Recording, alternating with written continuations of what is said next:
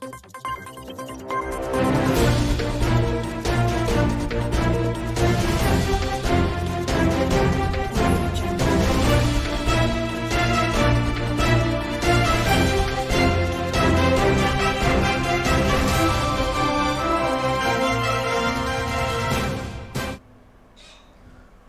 99 news के Bihar Jharkhand bulletin में आपका स्वागत है। मैं हूं आपके साथ सोमनाथ तिवारी। भोजपुर में उल्टी और दस्त होने के बाद 5 लोग गंभीर रूप से बीमार हो गए। इसके बाद सभी को आरा सदर अस्पताल ले जाया गया। इलाज के दौरान 2 बच्चों ने दम तोड़ दिया। 3 की स्थिति गंभीर बताई जा रही है। परिजनों ने बच्चों की मौत डायरिया के कारण होने की आशंका जताई है। स्थानीय लोगों के अनुसार बीमार होने के बाद सभी अस्पताल ले जाने के बजाय ब्रह्मा बाबा के पास झाड़ फूंक के लिए गए थे। हालत ज़्यादा बिगड़ जाने के बाद सभी को अस्पताल में भर्ती कराया गया। वहाँ 2 बच्चों की मौत हो गई। भोजपुर के करथ गांव में 2 पक्षों में मारपीट हो गई। झड़प दरवाजे पर मवेशी चले जाने को लेकर हुई। इसमें दोनों पक्ष से दंपति समेत 3 लोग घायल हो गए हैं। सभी को इलाज के लिए आरा सदर अस्पताल में भर्ती कराया गया, जहां सभी का इलाज चल रहा है। लखीसराय के बहड़िया प्रखंड क्षेत्र के डुमरी में अब संडे मार्केट लगेगा। इससे स्थानीय किसानों की आमदनी बढ़ेगी। यहां पर फल, सब्जी और अन्य उत्पाद आसानी से बेच सकते हैं। इसका शुभारंभ लखीसराय के डीडीसी निखिल धनराज ने एक बच्चे के हाथों से फीता कटवा कर करवाया। इस दौरान लोगों में के चेहरे पर काफी खुशी देखी गई। बिहार विधानसभा उपचुनाव में राष्ट्रीय जनता दल सुप्रीमो लालू प्रसाद यादव 28 को तारापुर और कुशेश्वर स्थान में चुनावी सभाएं करेंगे। बिहार आने के पहले दिल्ली में ही उन्होंने उपचुनाव में प्रचार करने का संकेत दिया था। तारापुर और कुशेश्वर स्थान की दोनों सीटों पर आरजेडी द्वारा अपने प्रत्याशी उतारने के कारण कांग्रेस ने भी दोनों सीटों पर अपने प्रत्याशी उतारते हुए महागठबंधन छोड़ दिया है। बिहार के सिवान जिले से बड़ी खबर आ रही है। यहां घुटनी थाना क्षेत्र के 2 गांवों के 4 लोगों की संदिग्ध हालत में मौत हो गई है। मृतकों के स्वजनों का कहना है कि ये चारों लोग शराब पीने के लिए गए थे।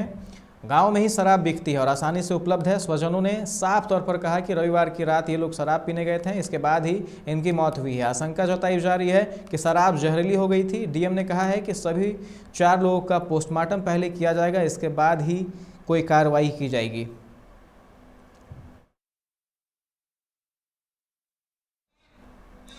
मुजफ्फरपुर में पंचायत चुनाव के 2 प्रत्याशियों और उनके समर्थकों के बीच हो रहे हिंसक झड़प को सुलझाने गई पुलिस पर उपद्रवियों ने हमला कर दिया। जमकर पथराव किया गया। जानकारी के मुताबिक हथौड़ी इलाके में चुनावी रंजिश को लेकर 2 गुटों के बीच हिंसक झड़प हो गई। सूचना पर पहुंची पुलिस टीम पर भी उपद्रवियों ने हमला कर दिया। बवाल में गाँव के 10 लोग घायल हो गए हैं। पुलिसकर्मियों को भी चोट लगी है। पुलिस की गाड़ी भी क्षतिग्रस्त हुई है। औरंगाबाद के चतरा मोड़ पेट्रोल पंप के पास ट्रक अनियंत्रित होकर पेड़ से टकरा गई, जिससे ड्राइवर और मजदूर की मौत हो गई। वहीं 3 लोग गंभीर रूप से घायल बताए जा रहे हैं। दूसरी गाड़ी की तेज रोशनी से ड्राइवर ने अपना आपा खो दिया और पेड़ में जाकर टक्कर मार दी। दीपावली और छठ पूजा पर बिहार आने के लिए रेलवे ने पैसेंजर्स को 2 नई फेस्टिव स्पेशल ट्रेन की सौगात दी है। इसमें एक ट्रेन दानापुर से कोटा और दूसरी दरभंगा से अमृतसर के बीच चलेगी। पूर्व मध्य रेलवे के सीपीआर राजेश कुमार के अनुसार Kota Danapur festival special train का परिचालन 3-3 ट्रिप, जबकि दरभंगा अमृतसर दरभंगा फेस्टिवल स्पेशल का परिचालन 2-2 ट्रिप किया जाएगा। पटना के मनेर में दोस्त नगर सोता नदी में डूबी किशोरी अंजलि का शव नहीं मिलने से मृतका के परिजनों और स्थानीय लोग नाराज होकर उन्होंने राष्ट्रीय राजमार्ग 30 पर उतरकर विरोध जताते हुए सड़क जाम कर दिया और सड़क पर आगजनी करते हुए स्थानीय प्रशासन से मांग किया कि अविलंब एनडीआरएफ एसडीआरएफ की टीम बुलाई जाए और शव की तलाश की जाए। हंगामे की सूचना मिलते ही पुलिस मौके पर पहुंची और लोगों को समझा बुझाकर शांत कराया। जम्मू कश्मीर में बिहारियों की हत्या के बाद वहां रह रहे बिहारी मजदूर काफ़ी सहमे हुए हैं। वे अब पलायन करने को मजबूर हो गए हैं। जम्मू से बिहार के लिए 3 ट्रेनों का परिचालन हो रहा है। मुजफ्फरपुर जंक्शन पर पहुंची मौर्य ध्वज सुपरफास्ट एक्सप्रेस में 50 से अधिक प्रवासी जम्मू कश्मीर से बिहार पहुंचे। इस दौरान वह डरे और सहमे दिखे। प्रवासियों ने कहा कि मालिक पैसे भी नहीं दे रहे हैं और गाली गलौज किया जा रहा है। किराए के कमरे भी नहीं मिल रहे हैं।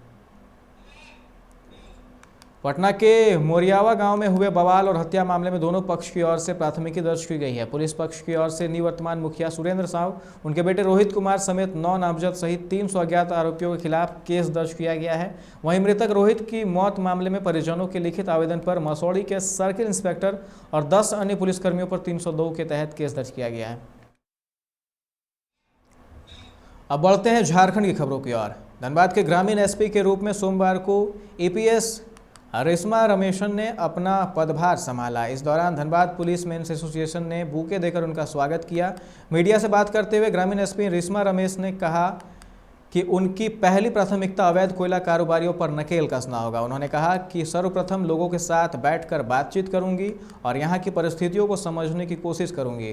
रेशमा रमेशन केरल कैडर के 2017 बैच की आईपीएस हैं। उन्होंने झारखंड कैडर लेने के लिए केंद्र सरकार को आवेदन दिया था।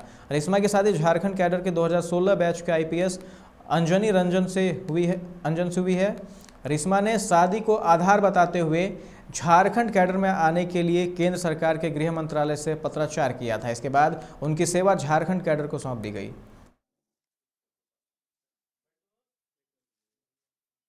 आज ही चार्ज किया है।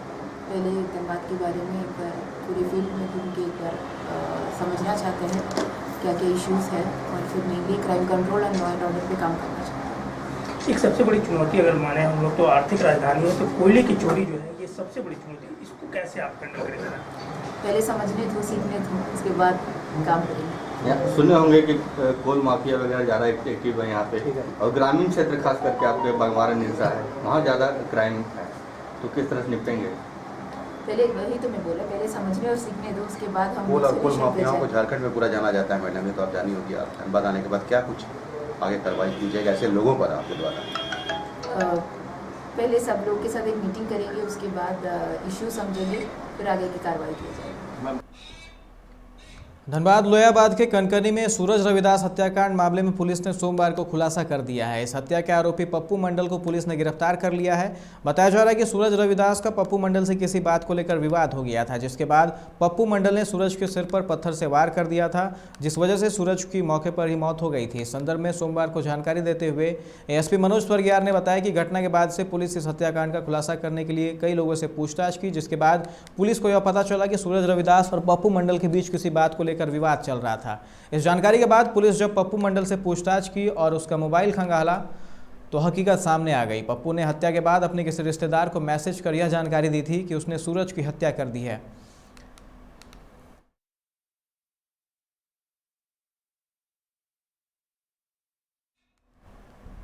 दीपावली के उपलक्ष्य में धनबाद जगजीवन नगर के दिव्यांग स्कूल पहला कदम में बच्चों ने अपने हाथों से जरूरत के सामानों का निर्माण किया है, जिसके लिए सोमवार को एक प्रदर्शनी लगाई गई है। मौके पर छात्रों को प्रोत्साहित करने और विद्यालय को मदद के लिए निरसा के पूर्व विधायक अरूप चटर्जी समेत कई कार्यकर्ता इस प्रदर्शनी में पहुंचे, जहां दिव्यांग छात्रों द्वारा बनाए गए दीपक, प्लेट, मोमबत्ती जैसे वस्तु खरीदकर उन्हें प्रोत्साहित किया गया। निरसा के पूर्व विधायक अरूप चटर्जी ने बताया कि पहला कदम स्कूल के छात्रों के हाथों से दिवाली पर सुंदर और कलात्मक वस्तुएं बनाई गई हैं, जिन्हें अपने निजी उपयोग के लिए खरीदा है। ऐसे छात्रों को समाज से प्रोत्साहन मिलना चाहिए।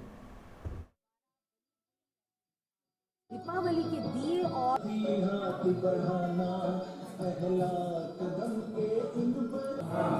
जो कि स्कूल पहला कदम में दिव्यांग बच्चे जो 18 साल से ऊपर है, वैसे बच्चों को हम लोग स्वरोजगार से जोड़ रहे हैं, जिसमें कई ऐसे बच्चे हैं जो आपके 18 साल से ऊपर के हैं हमारे पास में। उनको जैसे पेपर प्लेट हो गया, डोंगा हो गया, नाइटी हो गए, मतलब टेंटिंग का काम, और सीजनेबल जैसे दीपावली में हम लोग जैसे बच्चों के कैंडल्स है, आप देखेंगे बहुत डेकोरेटिव दिए, गिफ्ट आइटम, मिट्टी के दिए, मोम के दिए, काफ़ी सुंदर सुंदर बच्चे बनाए हैं। और मेरा सोशल मीडिया के माध्यम से यही आग्रह रहेगा कि इन बच्चों को भी आत्मनिर्भर और स्वावलंबी बनाने हेतु आपकी भी जिम्मेदारी उतनी ही बनती है बच्चों के लिए।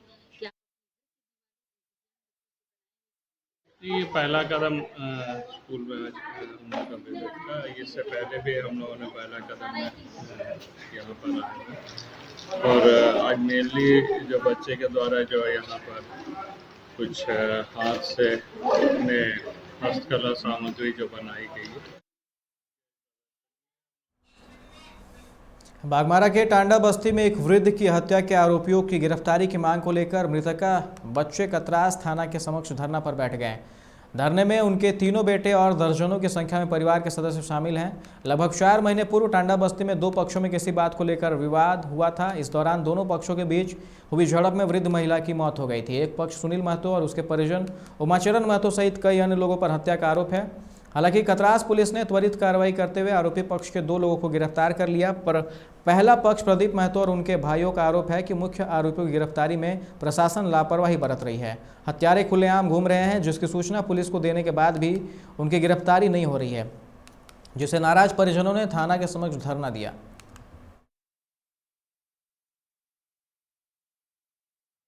घर में सब कोई मतलब पूरी दहशत बनी हुई है, डर से मतलब कोई हम लोग बाहर नहीं निकल रहे हैं। और जो मर्डर किया है वो खुलेआम घूम रहा है। फगलू महतो तो घर के मतलब द्वारिये से आना जाना सब कुछ कर रहा है और प्रशासन कुछ मतलब कोई कार्रवाई नहीं कर रहा है। सब अभी फरार है, 2 ठो गिरफ्तार हुआ है, बाद बाकी सब फरार है। प्रशासन मतलब कुछ नहीं उन लोग को कार्रवाई कर रहा है। आगे अगर यदि प्रशासन मतलब कोई कानूनी कार्रवाई नहीं करेंगे तो हम लोग आत्मदाह करेंगे। मेरा माँ की हत्या हुई, अभी तक प्रशासन कोई तरह कार्रवाई नहीं कर रहे हैं। सभी आरोपी खुलेआम घूम रहे हैं और उसमें मेरे जान की हत्या का डर है कि एक भी गिरफ्तार नहीं हो रहा है। हम सभी वरिष्ठ अधिकारी पर सभी पर गुहार लगा चुके हैं। घटना में हुआ था कि गांव का गोतिया का भोज था, इसमें मेरा छोटा भाई का मकान के सामने उन लोग कंटाहा भोज कराने चाह रहा था, उसे मना करने पे मेरे माँ की हत्या हो गई। हम सुनील महतो और उमाचरण महतो गिरफ्तार, सभी को गिरफ्तार करने की। झारखंड में वर्षों से वित्त रहित शिक्षा नीति के सम्मान के लिए चल रहे आंदोलन को अब एक मुकाम मिल सकता है। राज्य में वित्त रहित शिक्षा नीति को समाप्त करने की दिशा में पहल शुरू कर दी गई है। स्कूली शिक्षा और साक्षरता विभाग ने कार्मिक प्रशासनिक सुधार विभाग को इस मामले में पत्र लिखा है। अब कार्मिक प्रशासनिक सुधार विभाग वित्त रहित शिक्षा नीति पर अंतिम निर्णय लेकर अनुशंसा करेगी। सरायकेला के गम्हरिया प्रखंड में दिसौम मांझी परगना महल पीढ़ की ओर से रामचंद्रपुर मैदान में अभिनंदन समारोह का आयोजन किया गया। इसमें राज्य सरकार द्वारा गांव में मांझी हाउस निर्माण कराए जाने पर खुशी जाहिर करते हुए मंत्री चंपई सोरेन का अभिनंदन किया गया।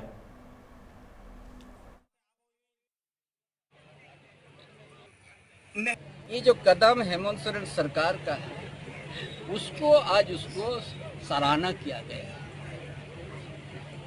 इसीलिए हर गांव में हमारा सामाजिक व्यवस्था में हमारा समाज में हर गांव में एक माझी होता है, एक प्रायणिक होता है, एक गोडेत होता है जो जिसको डकवा कहते हैं, और गांव का वो यदि गांव में बुला दिया गोडेत तो जहां हमारा विचार अखड़ा है उसी में सब आदमी अपना अपना घर से आके वहाँ। पलामू शहर थाना क्षेत्र के हाउसिंग कॉलोनी में 7 माह पूर्व युवती की हत्या मामले में पुलिस ने हत्या आरोपियों को गिरफ्तार कर लिया है। सदर एसडीपीओ विजय शंकर ने बताया कि मृतका की 2 बड़ी बहनों ने ही अपने प्रेमियों के साथ मिलकर उसकी हत्या करवाई थी। साहिबगंज के बरहरवा मेन रोड में संचालित झारखंड सेवा सदन डायग्नोस्टिक सेंटर में मोतियाबिंद के ऑपरेशन में 1 दर्जन लोगों की आंखों की रोशनी चिकित्सकों की लापरवाही से जाने के मामले में स्वास्थ्य विभाग द्वारा गठित टीम ने जांच की, जिसमें बताया जा रहा है कि बहुत सारी अनियमितता पाई गई है।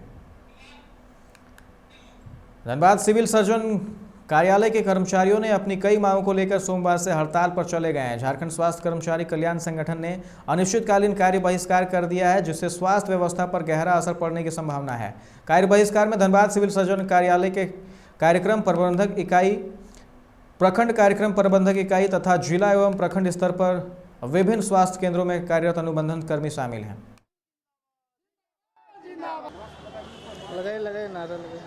झारखंड स्वास्थ्य कर्मचारी संगठन का ये आज तीसरा दिन है कार्य बहिष्कार का। हम लोग चूँकि देखिए स्वास्थ्य विभाग में 90% हम लोग अनुबंध कर्मी ही कार्यरत हैं नेशनल हेल्थ मिशन के तहत, और जितना भी क्रूशियल वर्क होता है फ्रंटलाइन वर्कर के तौर पे एनएचएम कर्मी ही काम कर रहे हैं, चाहे वो ऑफिस का काम हो या फ्रंटलाइन पर हो। कोविड में एनएचएम कर्मियों ने अपने जान को जोखिम में डालकर सबसे आगे बढ़ चलकर समाज को मतलब अपना योगदान दिया है, लेकिन हमेशा से जो अनुबंध कर्मियों की उपेक्षा की जाती रही है, प्रताड़ना की जाती रही है। इसी क्रम में हमारे धनबाद थाना क्षेत्र की रहने वाली एक महिला ने अपने पड़ोसी और क्रिकेट खिलाड़ी पर यौन शोषण करने का आरोप लगाया है। महिला ने धनबाद थाने को लिखित शिकायत देते हुए उस खिलाड़ी पर अश्लील वीडियो बनाकर ब्लैकमेल करने का भी आरोप लगाते हुए प्राथमिकी दर्ज कराने का अनुरोध किया है, जिस पर थाने में यौन प्रताड़ना करने के अलावा आईटी एक्ट की विभिन्न सुसंगत धाराओं के तहत प्राथमिकी दर्ज कर ली गई है। वहीं प्राथमिकी दर्ज करने के बाद से ही आरोपी युवक निखिल अपने घर से फरार बताया जा रहा है।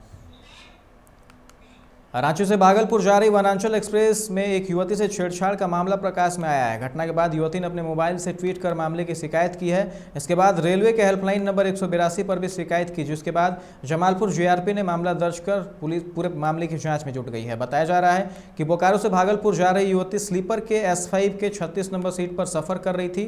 लोअर बर्थ पर सफर कर रही युवती से ठीक सामने सीट पर एक बुजुर्ग सफर कर रहे थे।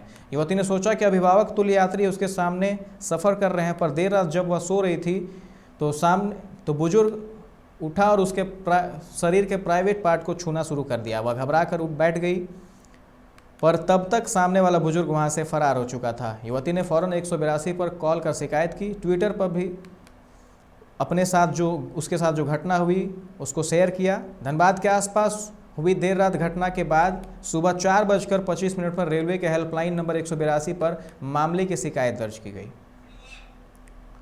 बोकारो थर्मल थाना क्षेत्र के CCL जारंग डी से बोकारो थर्मल पुलिस ने छापेमारी कर 300 टन अवैध कोयला जब्त किया है।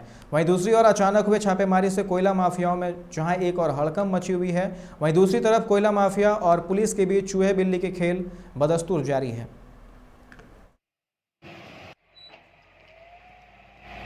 देखिए, ऐसा है कि चूंकि सुरक्षा कर्मियों को हम लोगों द्वारा एडवाइजरी दी जाती है कि इन बिंदुओं पर करने से नगण्य होगा, परंतु साथ ही साथ यहाँ पर चूँकि सामाजिक और जो आर्थिक परिवेश है लोगों का, चूँकि श्रमिक इलाका है और लोग गाहे बगाहे चोरी छिपे चुनने से बाज नहीं आते हैं, परंतु उस पर प्रभावी नियंत्रण हम लोगों के द्वारा किया जा रहा है। और चूँकि इसके लिए CCL के सुरक्षा अधिकारी और CSF प्रतिनियुक्त हैं, उनको भी हम लोगों के स्तर से ये सुरक्षात्मक सुझाव दिया जाता है कि इन बिंदुओं पर काम करें ताकि इसको नगण्य किया। इस बुलेटिन में फिलहाल इतना ही। तमाम खबरों के लिए आप देखते रहे 99 न्यूज। नमस्कार।